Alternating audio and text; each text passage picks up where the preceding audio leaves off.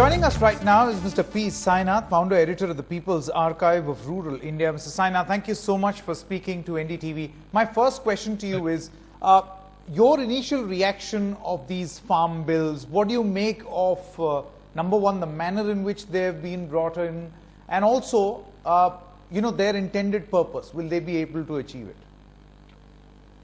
I think that the manner in which they were brought in was there for the entire public and nation to see. I don't think we should waste too much time on that. I think that the intent, the result may not match the intent. The intent is clearly taking the process of corporatization of agriculture much further, and it will take it further. However, the idea of the attack or trying to undermine the APMCs, etc., the idea there is that major private players will rush in now and open a lot of private markets. There's any amount of evidence to tell you that why that may not happen. You've had Bihar scrap its, APMC Act in 2006. Nothing much happened, and Bihar farmers are getting terrible prices, and that's going to be an issue in their election. You have the Vashi APMC in Maharashtra, which has been running since 2016 on precisely the lines that the new bills try to formulate for APMCs. And nothing much has happened there either by way of major private players coming in and moving across the market. Sanket, the Indian private or corporate sector, more correctly, don't relish competition. Monopoly capital rarely does. They like public resources, public properties, public everything, infrastructure, tied up, packaged, gift wrapped, and delivered at their door by Amazon. So Kerala has never had an APMC Act. Okay, it's never had an APMC Act. But you don't have any major private market chains there either.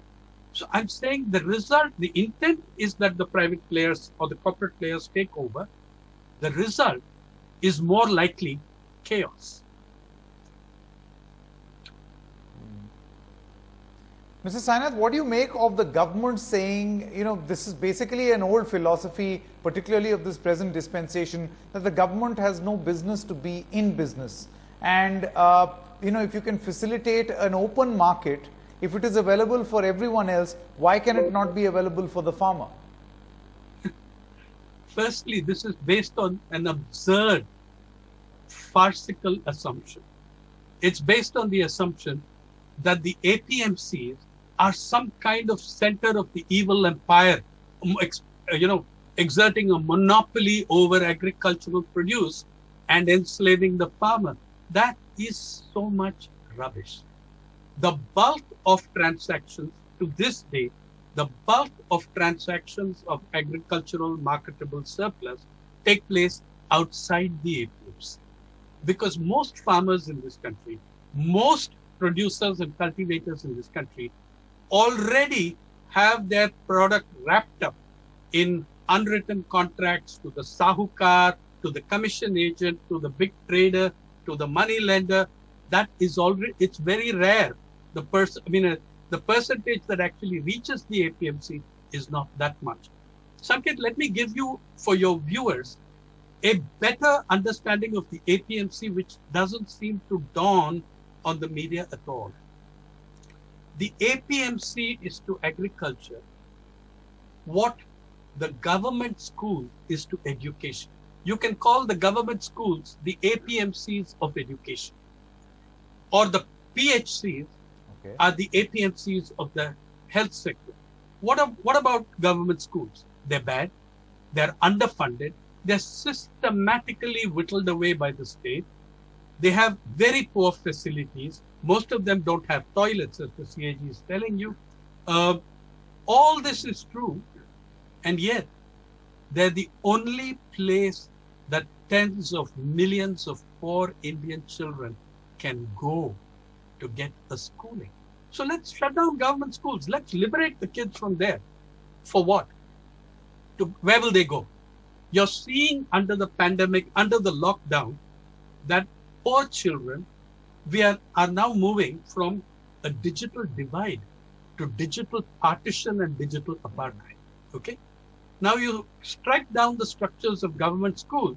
Where do the tens of millions of kids who can't afford anything else go? The APMCs, likewise, are not having any great monopoly whatsoever. And even the changes to the APMCs that they want to make, have already been done in the Vashi APMC. None of the stated results have happened. Can I give you a suggestion for the Prime Minister? You're saying this dispensation, actually, the Prime Minister's positions have at one level, been pretty consistent. I'm offering a 5-paragraph law, a bill that would be passed unanimously by Parliament based on the Prime Minister's assurances. The Prime Minister Narendra Modi, if you get onto the Ministry of Consumer Affairs website, as Mr. Ajay Veer Jakar of the Bharati Krishak Samaj has already done and enlightened us, if you get onto the website of the Ministry of Consumer Affairs, you will find a report of the working group on these issues, which was chaired by a chief minister called Narendra Modi in 2011. It submitted a report to the then Prime Minister, Dr. Manmohan Singh, arguing that no agricultural transaction, no transaction between a farmer and a trader should be allowed to occur at less than MSP. That was signed by the chairman of the committee, Mr. Narendra Modi. Now, second, two assurances Mr. Modi has made repeatedly. You've been reporting them every day. One, in reply to the protests and the anger and the maramari that occurred in Parliament, the Prime Minister has repeatedly said, one, I will see to it MSP will never go, it will not die, it's lies. People are liars, including his old cabinet colleagues, the Akalis. And so this is one statement of his. And it is consistent with his 2011 position that no transaction should be below MSP between trader and farmer. Second thing he has been saying is that these bills are clearing up the space for my promise of doubling farmers' incomes by 2022. In the last few years, he has said that at least 22 times. Okay? Now, if you want to do this, if this is your assurance as the Prime Minister of the nation, what is to stop you? Who is to stop you from putting down a few 5 paragraphs, a bill with 4 elements, just 4 elements, 1 paragraph each element and your conclusion. Number 1, entirely based on the Prime Minister's assurances. 1, and that of the BJP. Number 1 element, the MSP is guaranteed by the Swaminathan formula as promised by the BJP in 2014 when the Prime Minister, now Prime Minister said, within 12 months of coming to power, we will implement that recommendation of the Swaminathan Commission. First element. So the first element is MSP guaranteed under the Swaminathan formula. 2, no transaction between, including new players, traders, corporations, and farmers, no transaction can be below the MSP rate as recommended by the Prime Minister when he was Chief Minister of Gujarat. Third element, guaranteed procurement. The former governments of Maharashtra have made a mockery of procurement where everybody and many other states started following the example of the then Chief Minister, Mr. Deshmukh. What they would do is declare very high MSP, but not procure. In cotton, for instance, they would declare a high MSP when there was great distress in Vidarbha. Then they would open the MSP centers late into the season. In those 20-25 days, the farmers in desperation would divert their crop to the traders, to the privateers, etc., etc. The second thing they would do, if they needed 300 MSP centers, they would open 140. The third thing they would do, they would close these centers 20 days before the end of the season. So late arrivals would again be channeled towards private trade. So the third element of the law, one paragraph that guaranteed procurement. And the fourth element, if you really want to double anyone's income by 22, you're not going to double or even increase by 10%. Anybody who is the income of anybody who is drowning in debt. So you announce cancellation of farmer debt totally, which is a farmer demand for years now. So you do these, you've got a law which you have promised, which you have given an assurance on. I would like those 8 MPs who are suspended, they'd come back walking on their hands to vote for that bill. So you can, if the Prime Minister wishes, simply by putting his assurances on paper, he can solve this problem, right? But this whole thing of Mr. Sainath, do you think that that's exactly something which is not happening as of this moment? See, because we spoke to Mr. Shanta Kumar, who submitted these recommendations.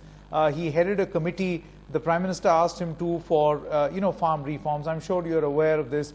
This new reform, its basis is the Shanta Kumar recommendation, and I guess that's where the fear comes from, because his recommendation suggested that you might as well do away with the MSP regime and also, the government procurement. Do you think that's where the fear is coming from? The fear is coming from experience. Okay, let's just take the chronology in 20-30 seconds,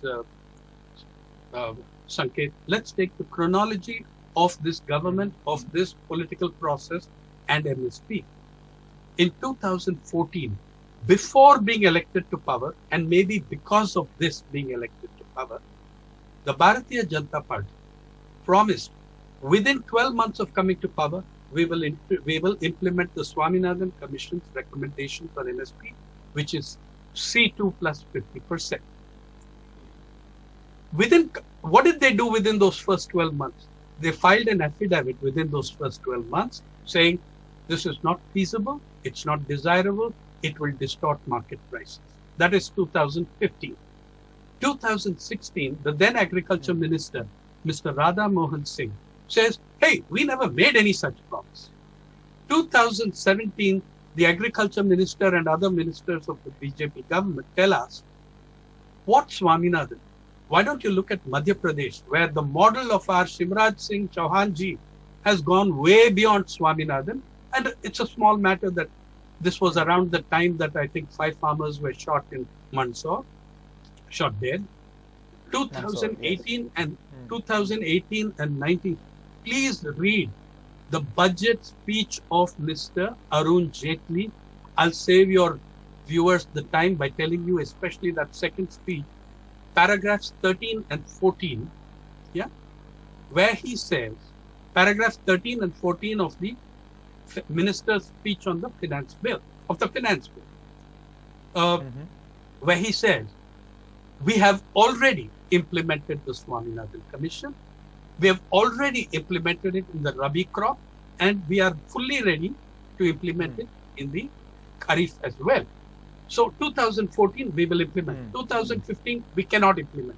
2016, we never made a promise. 2017, we will follow the MP model. 2018 and 19, we have already implemented. And in 2020, the Agriculture Minister Narendra Tomar says in Parliament that in all that melee, we are the only people who have respected, the only party that has respected the Swaminathan Commission's recommendation. Now, why would people not be fearful of the things that are happening when they have this experience behind them? Yeah. And you also have... Okay, I think that's... Yeah. Yeah. Mr. Sainath, I just wanted to ask you this, the skeptics seem to suggest, or those who are skeptical seem to suggest that because by law you do not have a level playing field between the private players who will now come in and the APMCs, this is going to give a natural advantage to the private players and thus weaken the APMC system over a period of time. So if the government today says that see, APMC exists, MSP regime exists, but because you don't have a level playing field, eventually the system will fade away and get over. It's the gutting of the system from within. They're absolutely right in saying that it's pretty much like what has happened, Sanket, to the government schools and the PHCs. Please remember that in its last pre-pandemic budget, this government put up district hospitals for private management. Do you recall that? District level hospitals are open now for private management. We destroy something. We destroy the PHCs. We destroy the district hospitals. And then we say the man is sick, kill him. And that's what will happen with the APMCs. Look at government schools. Kids have choice. They can go and join the Ambani International School. They can join the GD Goenka School, can't they? You know bloody well that they can't. They have no chance of doing so. They're 30 years away from anywhere of that, even thinking about that kind of money. So not only is that going to happen, the skeptics are right on that. But please allow me to point out that there is a further case which will tell you what happens. There is no question that the farmer is disadvantaged in any transaction with powerful corporations. That you saw a few months ago when PepsiCo sued a farmer for 1 crore in Gujarat in the Prime Minister's home state. Remember the kind of power that is brought to that.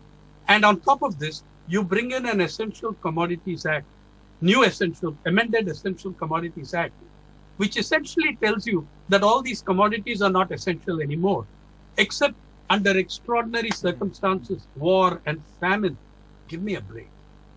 Yeah, I mean, that kind of stuff. But let's come back to what actually exists on the ground, not the theoretical stuff.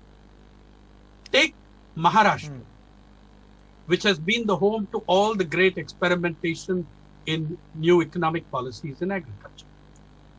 Sanket, the milk trade, it has nothing to do with the APMCs. There is no milk trade coming through the APMCs. It's a private trade. In March this year, I live in Mumbai. In our household, we pay 48 to 52 rupees for a liter of cow's milk, depending on the fat content, and 54 to maybe 60 rupees for a liter of buffalo's milk. Now, on that 48 rupees, the struggles of Maharashtra farmers for years brought them to a point where they were getting 30 to 32 rupees out of the 48 rupees at which price the consumer paid in Mumbai. Within a week or 2 weeks of the lockdown, we continued to pay 48 rupees a liter, and the farmer's share fell to 17 rupees a liter. Now, which APMC did that? Which public structure did that? It happened entirely because private trade found the farmers on their knees under the lockdown. You know, running out of time, but Mr. Sainath, a lot of insight, but let's hope we can ask these questions of the government and force them, perhaps to respond to these recommendations that you have made, extremely important and pertinent recommendations. Recommendations made by the Prime Minister. Assurances, absolutely. Assurances that have been made be put in writing. Will the government do that or not? We'll see. Thank you very much, Mr. P. Sainath, for joining us on NDTV. You're welcome.